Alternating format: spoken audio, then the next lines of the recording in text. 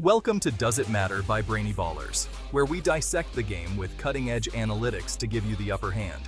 We analyze everything from hand sizes to average depth of targets to uncover hidden trends that no one else sees. Say goodbye to guesswork and hello to data-driven domination. Because here at Brainy Ballers, we don't just watch the game, we understand it. So get ready, it's podcast time. Welcome to the Deep Dive. Today, we've got a great stack of sources here looking into something pretty fascinating. It's right at that intersection of, NFL prospect evaluation and fantasy football. Yeah. Our mission for this deep dive. Can this metric, relative athletic score, or R.A.S., actually predict fantasy football success for NFL tight ends? Let's dig into the data. Absolutely. We're really looking at how that raw athletic potential, the stuff you see at the combine, translates into points on the board, fantasy points specifically. And R.A.S., which Kent Lee Platt developed back in 2013, is interesting. It takes things like speed, agility, size, all those measurables, and it boils them down, normalizes them onto a simple 0 to 10 scale. It gives you this quick visual snapshot of how a player stacks up athletically against others at his position, kind of like an athletic blueprint. An athletic blueprint. I like that. So we're taking this blueprint and seeing if it actually, predicts fantasy points. What was the method here? How did they go about this research? Well, the study focused specifically on tight ends, the top 50 fantasy finishers each season, going all the way back to 2003. Okay, long time frame. Yeah, and using PPR scoring, points per reception. The R.A.S. values, they were rounded to the nearest 10th, just for simplicity. And the first step was basically charting the average R.A.S. scores for different groups. What kind of groups? They split them into 4. The real elite guys, top 5 finishers, then the top 10, then the solid starters, maybe 11th through 30th, and finally, the sort of back-end guys, 31st to 50th. Okay, so looking at those averages, what popped out? Was it messy, or was there a clear signal right away? Oh, it was pretty clear. A definite pattern emerged. The top producers, especially those top 5 TEs, they consistently had significantly higher average R.A.S. scores compared to the guys finishing way down in the 31st to 50th range. Consistently over 21 seasons. Over the whole 21 seasons, yeah.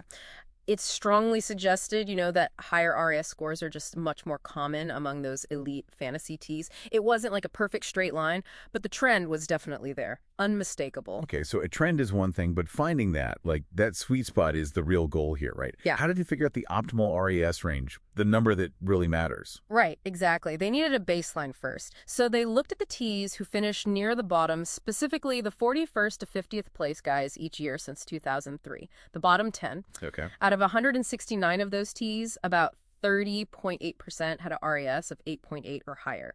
So roughly a third of the lower tier guys were still pretty athletic. Interesting. But then they compared that to the top 10 finishers. Among 176 of those top tees, a whopping 60.8% had that same R.A.S. of 8.8 or above. Wow. Okay, that's a huge jump, almost double. Exactly. A big 30% increase. That really showed that hitting 8.8 or higher on R.S. wasn't just about being an NFL tight end. It was indicative of being a top performing one. And I remember reading they refined that even more. Because, R.A.S. is great for athleticism, but it doesn't tell you if a guy can catch or run routes right. Precisely. It's purely athletic potential. Doesn't measure skill, football IQ, crucial stuff. But yeah, they fine-tuned the range through more testing. The optimal window landed between 8.8 and 9.9 R.A.S. 8.8 to 9.9. And that specific range showed up 32.5% more often in the top 10 group than in that bottom 10 group. So even more specific. Gotcha. So it provides this baseline physical talent indicator. Mm-hmm. But what about the stats, guys? For our listeners who really want the hard numbers, how strong is this correlation, statistically speaking? Yeah, good question. The Pearson value they calculated for R.A.S. Do you want to start dominating your drafts? At brainyballers.com, we've researched every metric under the sun for you to find which ones are best linked to fantasy points. You can access hundreds of metrics to sharpen your scouting abilities so you know which metrics matter and which are just noise. Stop guessing on which thresholds to look for within each metric. Big numbers can be misleading or irrelevant.